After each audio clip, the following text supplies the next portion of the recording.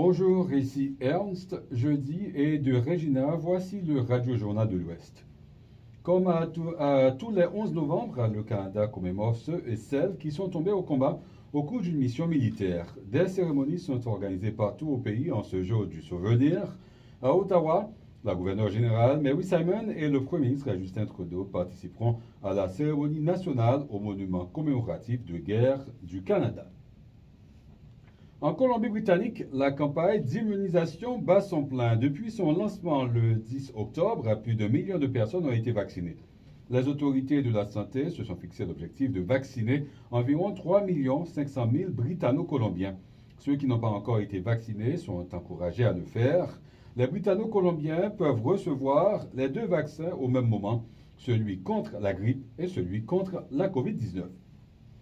Au Manitoba, le taux de vaccination des enfants contre la grippe demeure faible entre le 1er septembre et le 4 novembre. Ce n'est que 5,3% des moins de 4 ans qui ont reçu leur vaccin. Ce chiffre baisse chez les enfants de moins de 17 ans. Ils ne sont qu'à 4,6%. Les docteurs encouragent les parents à les faire vacciner pour éviter des complications pendant cette saison des maladies respiratoires. Le médecin microbiologiste à l'hôpital Saint-Boniface, Philippe Lagacé-Williams, se dit inquiet pour la situation actuelle. On commence à observer déjà une rehausse de cas de grippe qui est encore très de bonne heure à comparer à ce qu'on avait avant la COVID-19. Comme je disais, souvent on voyait ça au mois de décembre ici au Manitoba, mais on commence à voir ça encore un mois d'avance. Alors c'est très probable qu'on va avoir une saison précoce comme l'année dernière. C'est que les parents souvent ne croient pas que les enfants souffrent d'une grippe sévère ou qui ont besoin d'un vaccin de la grippe à cause que c'est une maladie peut-être qu'on croyait moins sévère. Mais la vérité, c'est tout à fait l'opposé. La grippe peut être une maladie. Les vaccins contre la grippe et la COVID-19 sont accessibles dans la majorité des pharmacies et des bureaux de santé publique. À présent, en Saskatchewan, à l'hôpital Saint-Paul de Saskatoon, il y a tellement de lits dans les couloirs que les sorties d'urgence sont bloquées. C'est ce que constate le service d'incendie de Saskatoon. Le nombre important de patients fait en sorte que l'hôpital ne respecte pas le code de prévention des incendies. Le syndicat des infirmiers et infirmiers de la Saskatchewan estime qu'ils sont à leur pleine capacité depuis des semaines.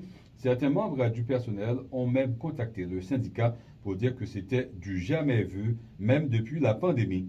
Le ministre de la Santé, Everett Handley, a dit que la surpopulation n'était pas acceptable et devrait être corrigée. De retour au Manitoba, où une entraîneuse de hockey de 28 ans a été arrêtée jeudi par le service de police de Winnipeg. Elle fait face à 15 chefs d'accusation liés à l'exploitation sexuelle d'une joueuse qui était adolescente au moment des faits. Victor Loès a plus de détails. La police a mené à l'arrestation d'une entraîneuse de hockey manitobaine. La policière Danny McKinnon parle d'un acte héroïque. La jeune femme qui a déposé plainte était adolescente au moment des faits présumés. Son entraîneuse, aujourd'hui âgée de 28 ans, est notamment accusée d'agression sexuelle et de leurre d'une personne de moins de 16 ans par des moyens de télécommunication. La policière admet que c'est un sujet sensible qui met toute la communauté sportive en émoi. Le président d'Interlake Minor Hockey, Kyle Willis, se dit sous le choc. Son organisme a été mis au courant de la situation le mois dernier à travers une publication sur les réseaux sociaux. Il assure avoir pris la situation au sérieux. La police, Hockey Manitoba et Hockey Canada ont rapidement été contactés. La Ligue de hockey manitobaine ajoute que l'accusé n'est plus éligible à participer aux activités de la Ligue. Ici Victor Loest, Radio-Canada, Winnipeg.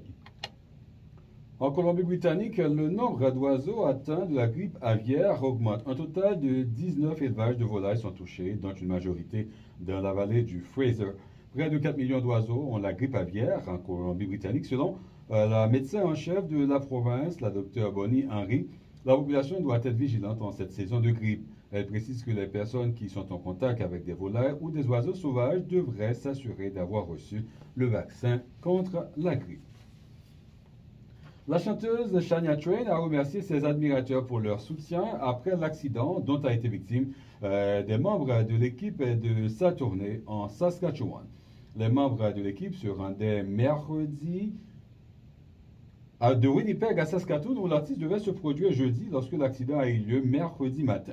Les personnes qui se trouvaient dans le véhicule ont été transportées à l'hôpital et à l'exception de 2 d'entre elles, ont pu quitter l'hôpital le jour même. Shana Twain s'est dit touchée par l'accueil et la générosité des résidents et de l'école secondaire d'Injun Head qui ont même préparé des crêpes pour nourrir son équipe. Sachez bien que la mairesse de Regina en Saskatchewan, Sandra Masters, est attendue à Dubaï en vue de prendre part à la 28e conférence des Nations Unies sur les changements climatiques, la COP28. Regina investit dans la capture du méthane pour le convertir en énergie et pour étudier la géothermie. Sandra Masters souhaite découvrir de nouvelles technologies qui pourraient être utiles pour la ville et attirer des investisseurs de la capitale saskatchewanaise. Voilà, c'était vos informations.